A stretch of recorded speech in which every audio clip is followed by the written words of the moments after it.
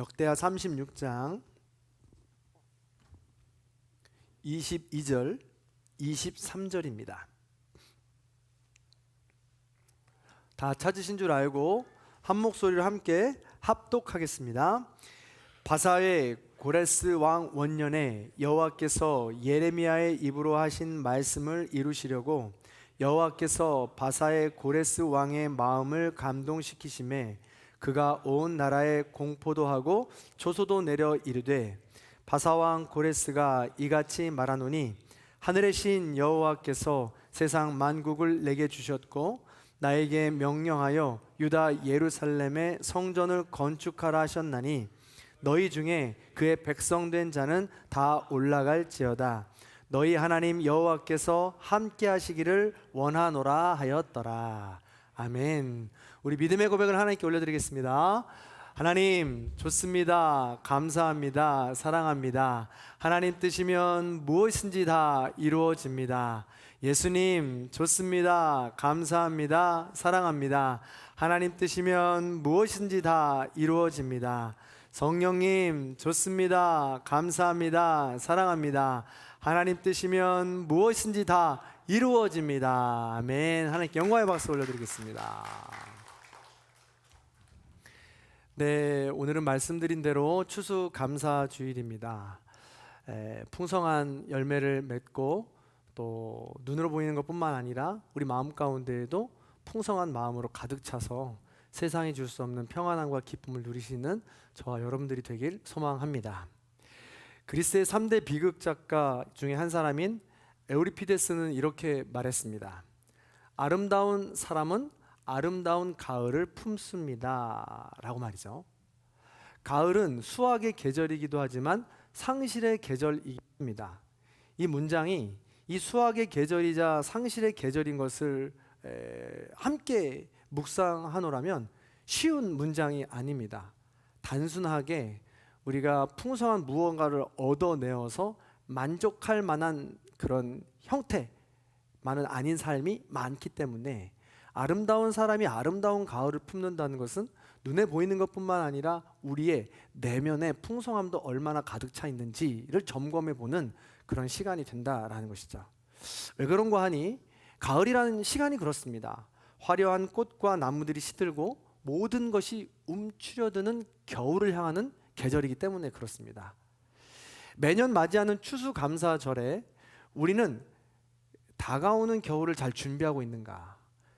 여기서 다가오는 겨울, 또 우리가 맞이하고 있는 가을은 올 한 해 맞이하는 가을과 겨울뿐만이 아니라 우리 인생이 수많은 이 계절을 보냈던 그 과정들을 지나면서 켜켜이 쌓여왔던 그 모든 순간들을 의미한다라는 것이죠. 우리가 흔히 추구하는 젊음, 쾌락, 권력, 명예, 그 재산, 이 모든 것들도 영원하지 않습니다.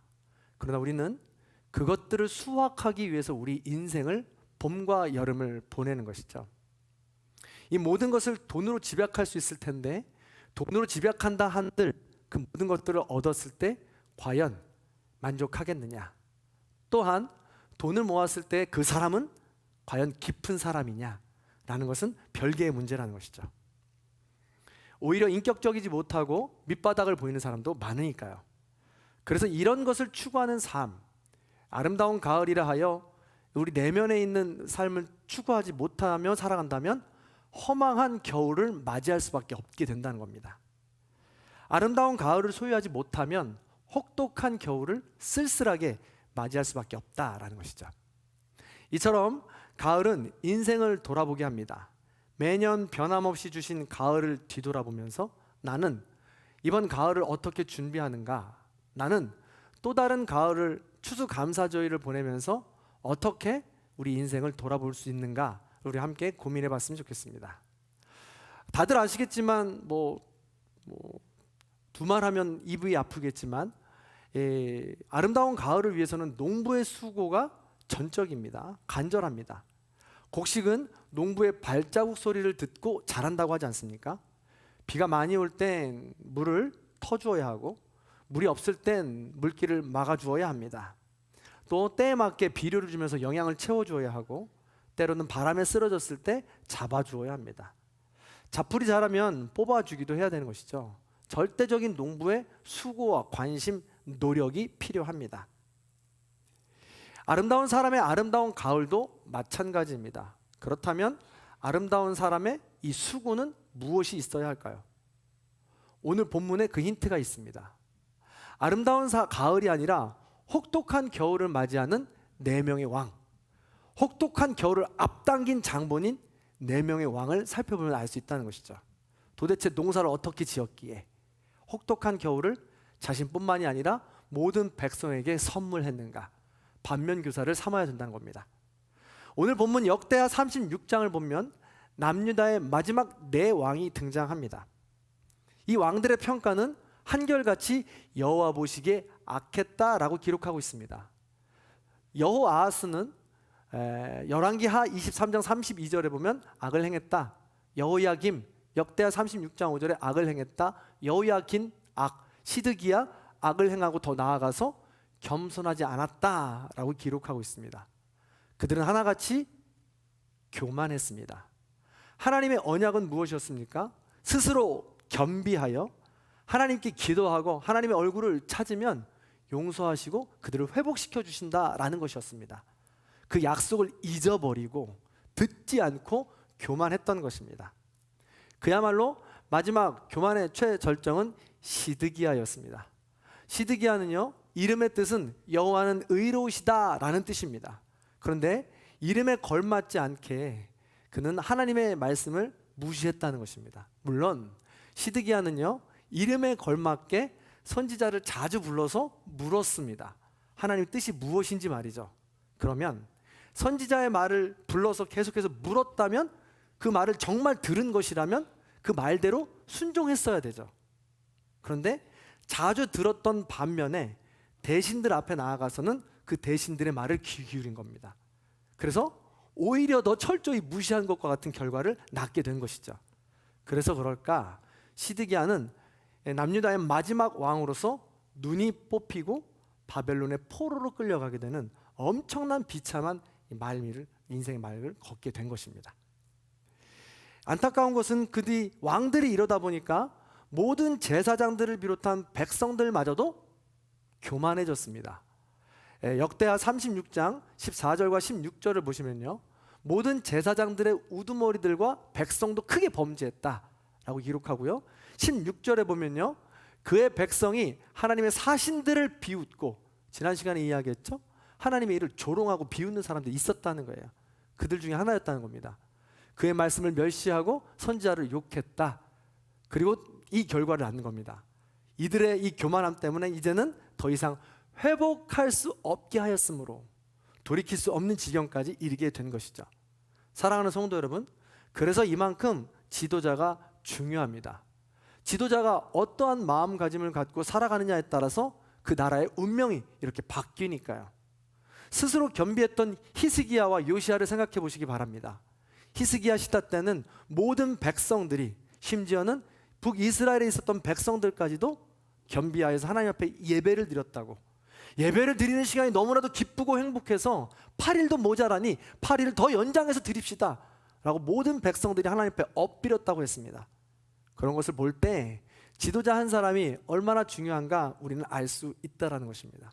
이건요, 동서고금을 막론하고 진리입니다. 중국에 아주 유명한 양명학을 일으킨 왕양명이라는 사람의 가장 핵심 원리는 그겁니다. 사람의 모든 것은 마음먹기에 달려있으니 무엇을 해야 되는지 마음먹기에 그것을 하면 된다, 거기에 능력이 있다라는 것이 왕양명의 철학입니다. 그래서 가장 중요한 것은 마음이니까 가장 조심해야 될 것도 마음이라고 이야기하면서 이렇게 말했습니다.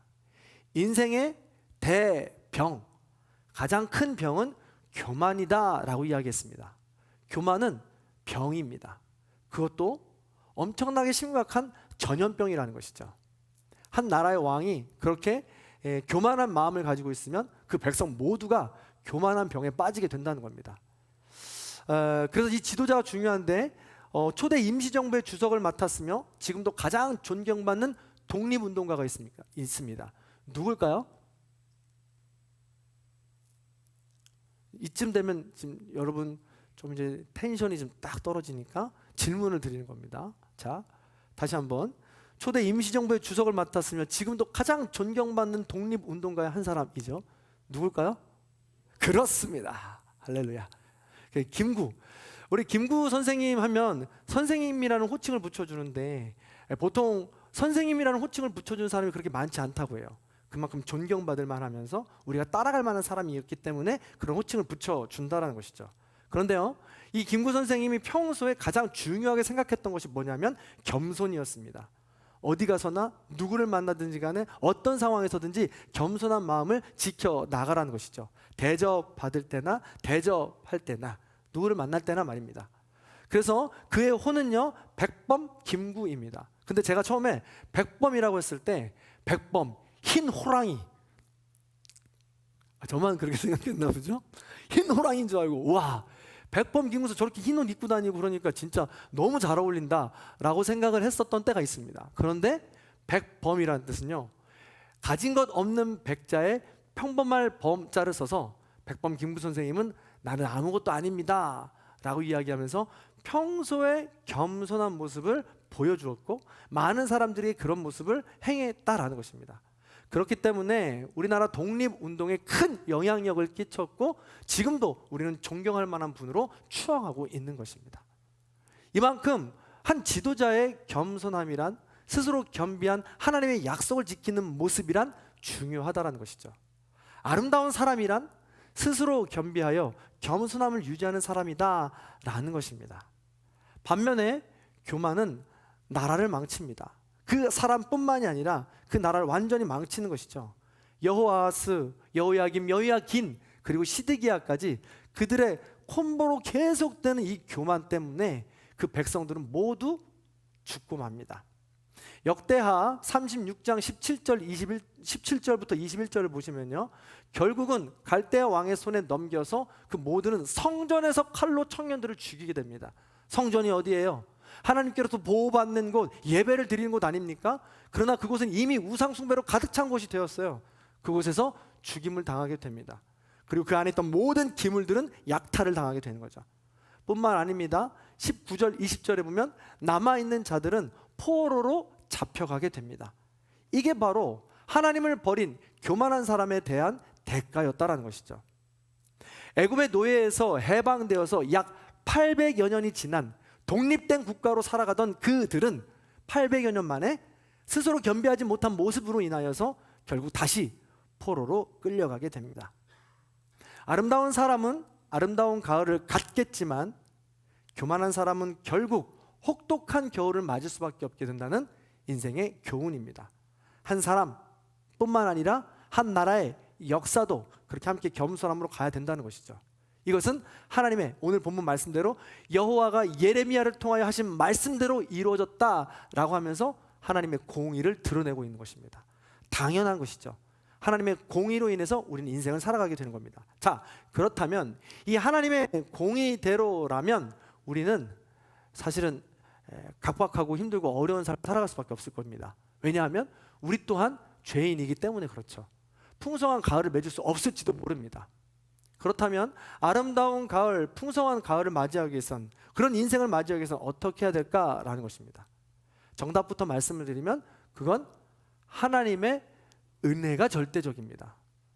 우리 장로님께서 오늘 기도하신 것처럼 하나님의 은혜가 아니면 단 하루도 살 수 없다라는 고백이 그냥 형식적으로 하는 고백이 아니라 하나님의 은혜가 아니면 우리는 살 수 없다라는 이 고백이 날마다 이루어질 때 우린 겸손한 삶으로 갈 수 있고 그 삶을 통하여 하나님과 가깝게 풍성한 삶으로 갈 수 있다라는 것입니다.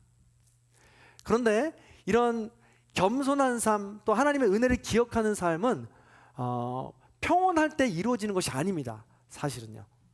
고난과 역경 가운데 어두운 터널을 지날 때, 거친 풍랑을 지날 때, 그때 숨겨져 있다는 것이죠. 그때 보란듯이 내지는 또 우리가 알지 못하게 우리에게 다가온다는 것입니다. 자, 기억하세요.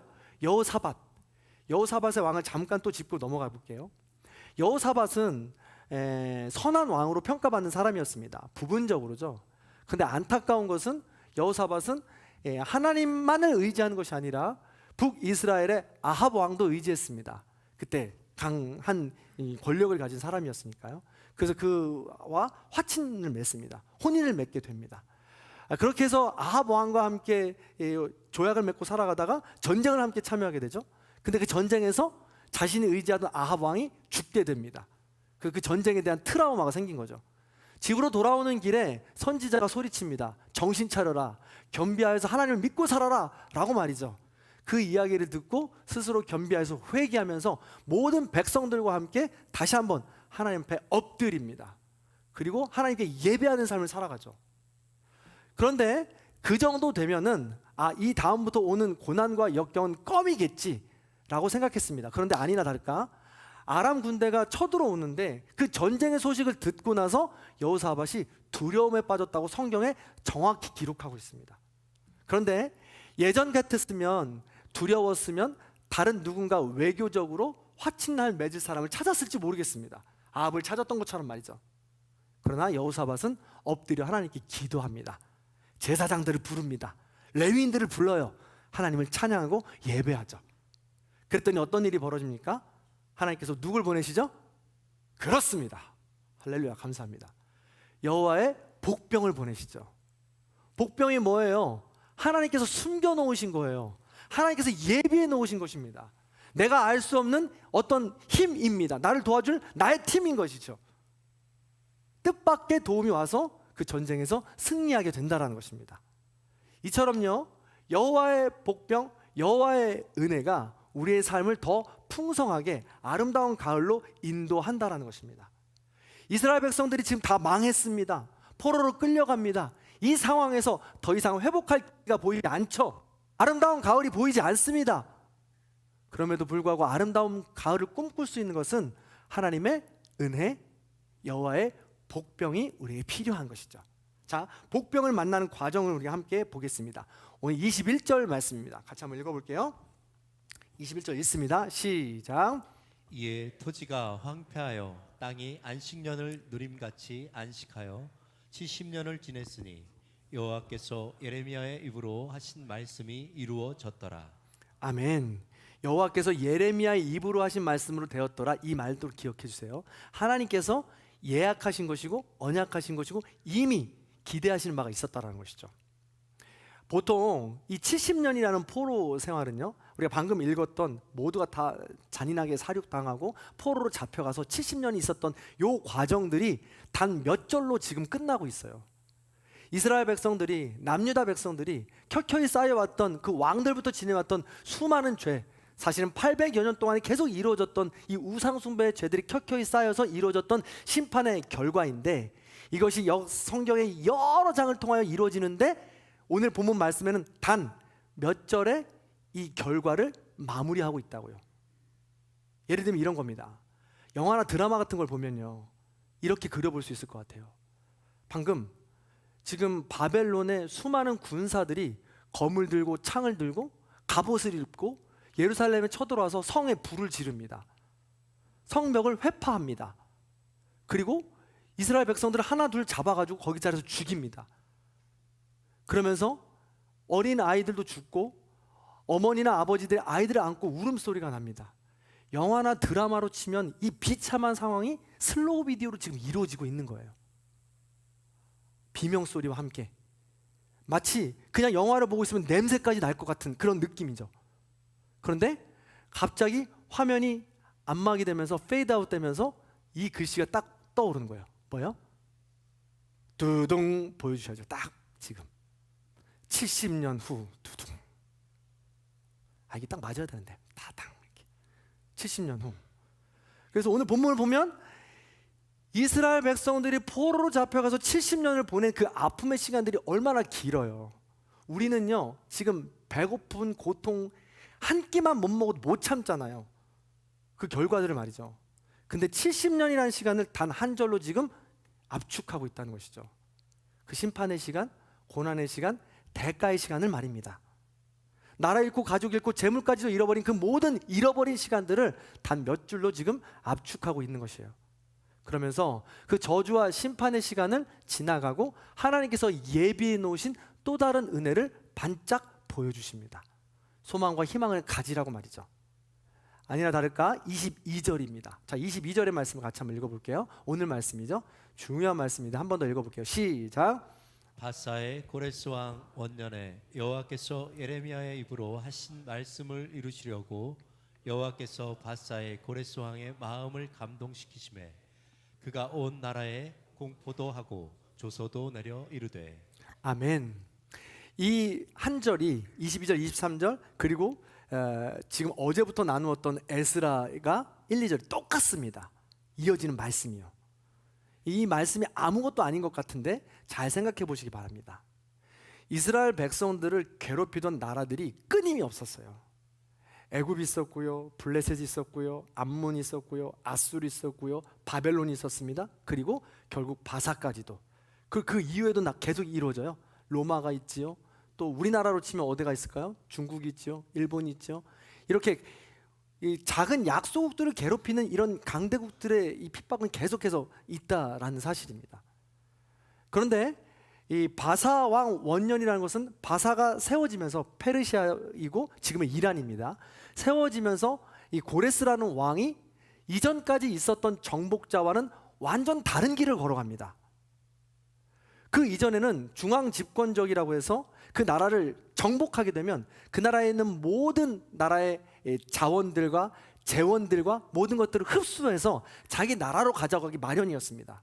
바벨론도 그랬잖아요. 다 죽이고 괜찮은 사람들은 데려다가 창시 개명시키고 그들을 나라의 자원으로 쓴 거죠. 다니엘, 사드락, 메삭, 아벳느고가 대표적인 인물들입니다. 그런데요, 이렇게 중앙 집권적인 상황이어서 하다 보니까 나라가 점점 약해지는 거죠. 그런 상황에서 고레스는 지금 다른 정책을 쓰고 있는 것입니다. 더 중요한 건 뭐냐면요, 정복자가 되면 누구의 이야기가 귀에 들어오지 않습니다. 신이에요. 왕입니다. 그 누구의 이야기가 들리겠습니까? 그리고 그 무언가를 나눠주고 싶겠어요? 그렇지 않은 거죠. 그냥 가진 힘 가지고 지난번처럼 중앙 집권을 하는 게 보통 일반적이다라는 것입니다. 근데 고레스는 다른 길을 걸어가고 있는 거예요. 생각해 보세요. 사람 마음 변하는 게 정말 어렵습니다. 이스라엘 백성들이 출애굽을 할 때 10가지 재앙을 줍니다. 그때까지도 첫 번째, 두 번째, 세 번째, 네 번째 재앙을 줄 때마다 이 바로 왕이 마음을 돌린 듯 했으나 마음이 계속해서 강팍해져서 마음이 돌리지 못했다고 했어요. 결국은 자기의 장남이 죽고 나서야 이스라엘 백성들을 놓아줍니다. 근데 그것도 탐탁치 않아서 그들을 쫓아가게 되죠. 끝까지. 이처럼 사람 마음이 변하는 게 가장 어려운 겁니다. 여러분, 저와 여러분의 마음이 정해져 있는 마음이 바뀌는 게 제일 어려운 거 아니겠습니까? 어려운 건데 고레스는 그 마음을 내려놓고 모든 이 피정복인민들을 놓아주었다는 사실이에요. 어마어마하게 놀라운 일이죠. 이게 바로 하나님께서 예비해 놓으신 복병이고 하나님의 은혜라는 것입니다. 하나님은 스스로 겸비한 자를 쓰시는데 스스로 겸비한 자를 쓰실 때 이방인이건 이방 왕이건 누구든 상관이 없다는 것입니다. 하나님께서 필요한 사람이라면 하나님께서 필요한 그때에 하나님께서 필요한 것으로 쓰신다라는 것이죠. 고레스라는 사람이 어떤 사람이었냐 좀 더 알아보자면 이 고레스라는 사람은 그렇게 언어까지도 그들이 쓰던 언어로 배려해 줄 정도로 좀 온유하고 온순한 사람이었다는 것이죠. 그래서 그가 죽었을 때 비명에 이렇게 남겼다고 해요. 비명에 보면 나는 페르시아 제국을 세운 고레스다. 나의 무덤에 원한을 품지 말라라고 기록이 되어 있습니다. 이 말은 보통 왕 같으면 다른 사람 신경 쓸 것 없잖아요. 그런데 관계를 중요시 여겼다라는 흔적입니다. 고레스는 피정복 민족민들에게 신앙과 문화를 존중했을 뿐만 아니라 단순한 정복이 아닌 세계를 포용하는 겸손한 모습을 보여주었다는 것이죠. 그래서 이방인 왕이지만 하나님께서 사용하신 것이고 그래서 그의 입술에서 하나님이 너희의 왕이시다, 너희의 신이시다, 너희의 하나님이시다, 가서 너희와 함께하고 그분을 섬겨라 라고 이스라엘 백성들을 보내주게 된 것입니다. 이게 아무것도 아닌 것 같아도 엄청난 은혜라는 것이죠. 하나님께서 미리 예비해 놓으신 복병이라는 것입니다. 이로 인해서 우리가 풍성한 가을을 맞이하기 위해서는 이렇게 하나님께서 전적으로 예비해 놓으신 은혜가 필요하다는 것입니다. 복병이 필요하다는 것이죠. 그러므로 우리는 지금까지 지내온 시간들을 되돌아보면서 나에게 주셨던 복병은 누구인가, 무엇이었는가 돌아봐야 합니다. 그리고 앞으로는 그의 복병, 앞으로 다가올 삶에서는 그런 복병을 찾는 것과 동시에 내가 그런 복병이 되어야 한다라는 것이죠. 그렇게 될 때 하나님께서는 우리를 풍성한 가을을 맺는 아름다운 인생으로 꾸며 주신다는 것입니다. 말씀을 마무리해 보겠습니다. 사랑하는 성도 여러분, 여러분은 추수감사주의를 맞이하면서 올 한 해를 돌아봤을 때 무엇을 수확하고 계십니까? 얼마나 풍성한 가을을, 또 아름다운 가을을 맞이하고 있습니까? 하나님께서 복병으로 부어주신 은혜가 있는데 그 사소한 것조차 얼마나 많이 발견하셨고 또 얼마나 많이 복병의 역할을 감당하고 계십니까? 한번 돌아보라는 것이죠. 생각해 보자는 것이죠. 이런 일들이 거친 풍랑이지만 어두운 터널이지만 일상 속이지만 우리가 찾아 나아가서 그 역할들을 감당할 때 우리는 여호와의 복병으로 풍성한 가을을 맞이할 수 있게 된다는 것입니다. 그런 복병이 다 되시기를 간절히 축원합니다. 네, 앞뒤 하고 여러분과 이렇게 인사해 보겠습니다. 여호와의 복병이 됩시다. 아름다운 가을을 맞이합시다. 네, 잠시 조용히 눈을 감고 올 한 해를 뒤돌아봤으면 좋겠습니다. 어느덧 11월이 되었습니다. 아름다운 사람이 되어서 아름다운 가을을 맞이하고 싶어서 부단히도 쉬지도 않고 열심히 달려왔습니다. 그랬더니 어느덧 11월입니다. 혹여나 시드기야처럼 여호야긴, 여호야김, 여호아하스처럼 하나님을 바라보지 못하고 교만한 마음으로 살지 않았는지,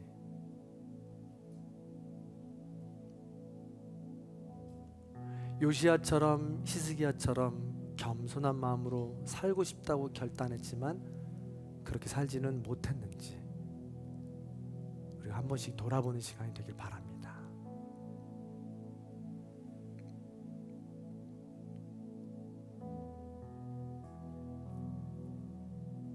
2025년 송구영신 예배를 시작으로 우리는 바쁘게 달려왔습니다. 1월, 2월, 3월 봄을 맞이하고 5월, 6월 아주 더운 여름들을 향해 달려가면서 또 우리는 지금 가을까지 맞이하게 되었습니다. 이 순간순간 복병으로 나에게 도움을 주었던 누군가, 또 복병으로 나에게 직접적으로 힘을 주셨던 우리 하나님의 은혜 기억하기 바랍니다.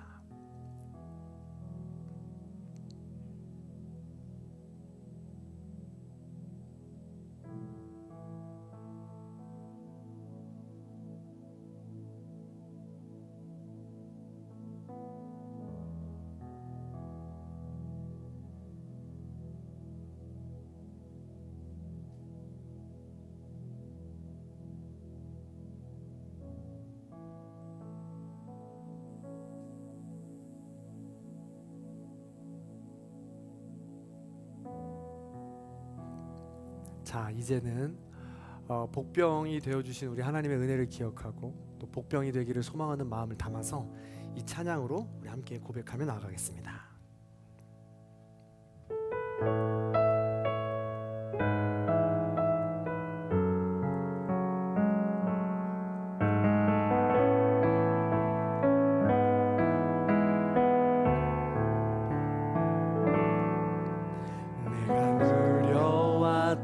모든 것들이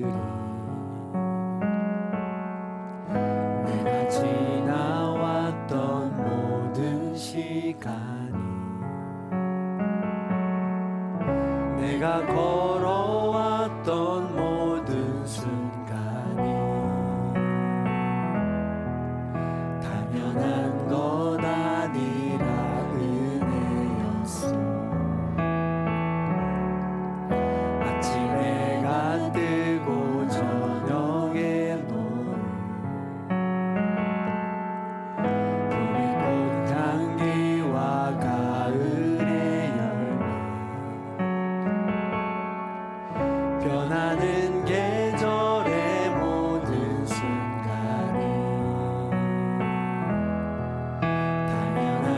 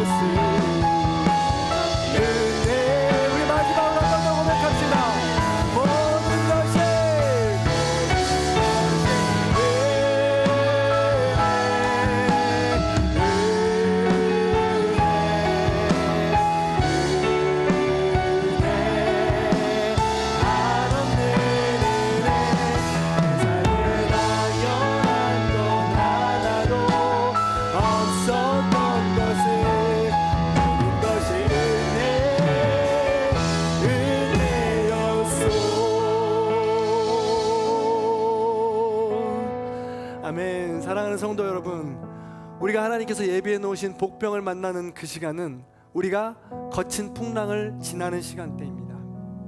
복병을 만나는 그때는 어두운 터널을 지나는 때입니다.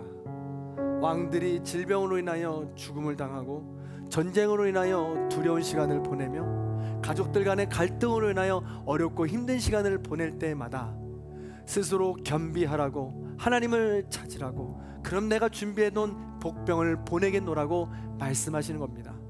사랑하는 성도 여러분, 지금 어렵고 힘든 시간을 보내십니까?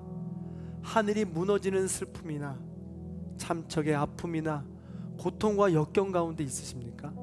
그때는 하나님께서 복병으로 기다리는 시간이신 줄로 믿습니다. 하나님께서 말씀하십니다. 복병을 찾으라고, 겸손하게 구하라고, 그럼 내가 복병을 보내주겠다고 약속해 주십니다. 부디 머물러 있지 마시고 좌절하지 마시고 복병을 찾으시는 성도님들이 되기를 바랍니다. 그리하여 아름다운 가을을 준비하시고 맞이하시며 하나님 오시는 그날까지 풍성함으로 날마다 승리할 수 있게 되기를 주님의 이름으로 간절히 축원합니다. 사랑과 은혜가 풍성하신 하나님, 우리를 하나님의 자녀로 불러주시니 진심으로 감사를 드립니다. 지나온 한 해를 돌아보면 하나님의 은혜가 아닌 것이 하나도 없습니다. 우리가 너무나도 평범하게 또 너무나도 아무 일 없었던 것처럼 하나님을 잃어버리고 살았다면 그 또한 교만하고 또한 하나님을 찾지 못한 삶인 줄로 믿습니다. 돌아보게 하여 주시고 겸손하게 겸비하여 하나님을 찾는 삶이 될 수 있도록 인도하여 주옵소서. 어두운 터널 가운데, 거친 풍랑 가운데, 아무에게도 말하지 못할 아픔 가운데 있는 성도님들이 있다면 그때가 바로 하나님을 만날 만한 때요, 하나님께서 복병을 보내신 때인 줄로 믿습니다. 찾게 하여 주시고 구하고 찾음으로 주님을 만날 수 있는 거룩한 삶이 될 수 있도록 인도하여 주시옵소서. 이번 가을뿐만이 아니라 우리 모든 인생을 통틀어 아름다운 사람으로 아름다운 가을을 준비하는 인생이 되기 원합니다. 우리 왕들, 열왕들의 반면교사 삼고 열왕들을 정면교사 삼아서 하나님 앞으로 더 깊어지는 아름다운 삶을 살아갈 수 있도록 인도하여 주시옵소서. 이제는 우리 주 예수 그리스도의 은혜와 하나님 아버지의 극진하신 사랑과 성령님의 감화 감동 교통하심의 역사가 지나온 삶의 복병을 발견하여 하나님께 감사하고 앞으로 주실 은혜를 기대하며 복병이 되기를 소망하고 결단하는 우리 모든 성도님들 머리 위에, 원근 각처에 흩어져 있는 자녀들과 부모님들, 그리고 이 나라 이 민족 위에 이제로부터 영원토록 함께 하시기를 간절히 축원하옵나이다. 아멘.